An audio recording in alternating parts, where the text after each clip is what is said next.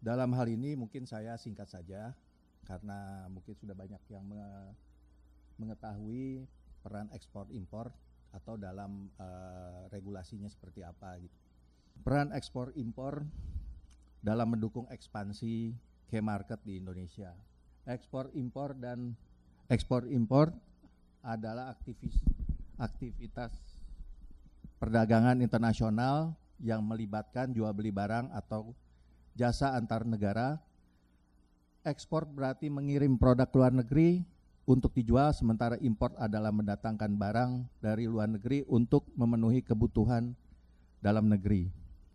Mengapa ekspor impor itu penting?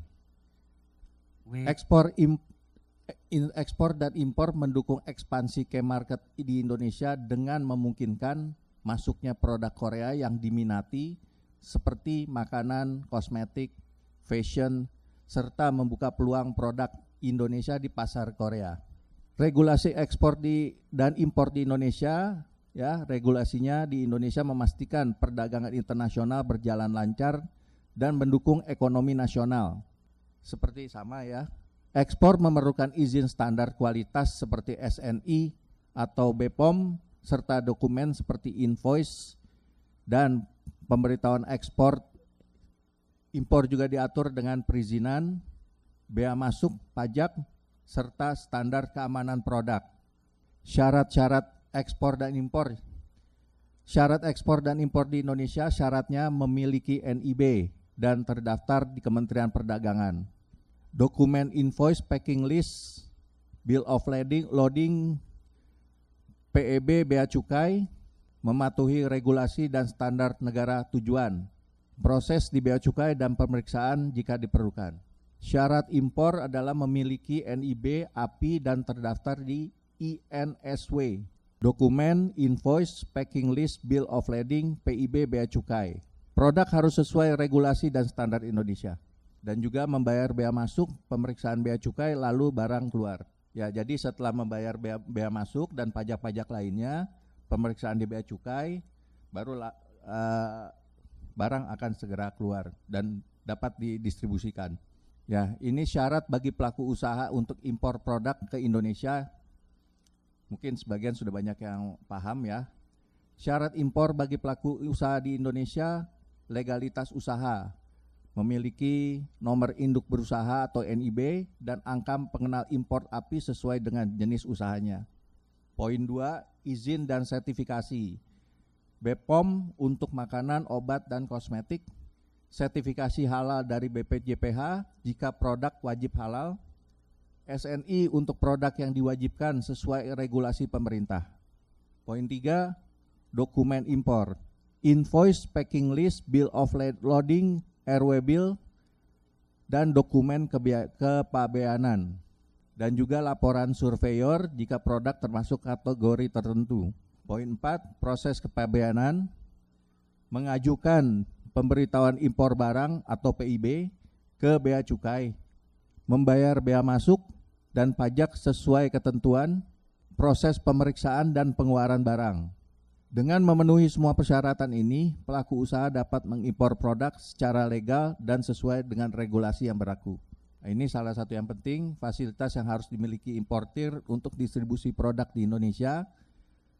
Poin 1, wajib memiliki gedung atau fasilitas distribusi. Itu semacam gudang untuk penyimpanan tempat. Ya, importir tidak diwajibkan memiliki gedung atau fasilitas distribusi sendiri, yang berarti itu hanya bisa disewa. Tetapi harus memiliki alamat usaha yang jelas dan fasilitas yang mendukung operasional. Poin 2, opsi fasilitas yang dapat digunakan oleh importir. Importir dapat memilih salah satu dari 3 opsi berikut untuk mendukung kegiatan distribusi.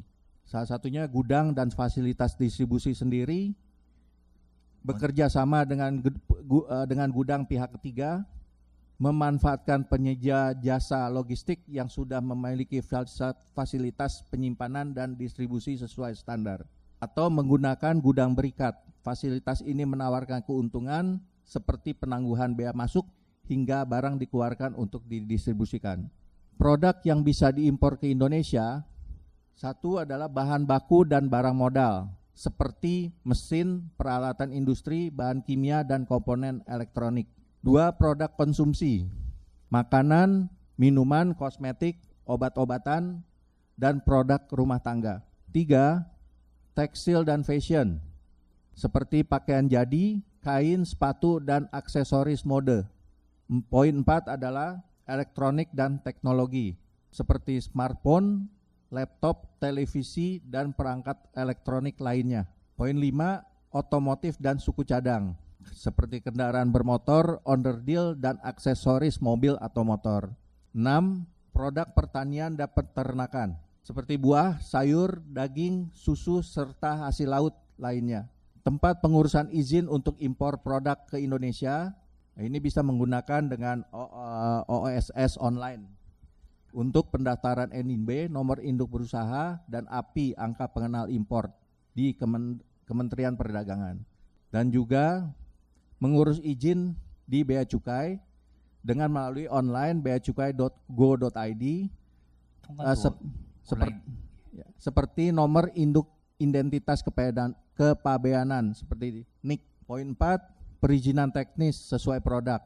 Untuk BPOM, makanan, obat, kosmetik bisa didaftarkan perizinannya di pom.go.id. Dan untuk perizinan sertifikat halal, BPJPH, LPP, OM-MUI bisa di halal.go.id. Nah, untuk sertifikat SNI dan BSN bisa di bsn.go.id.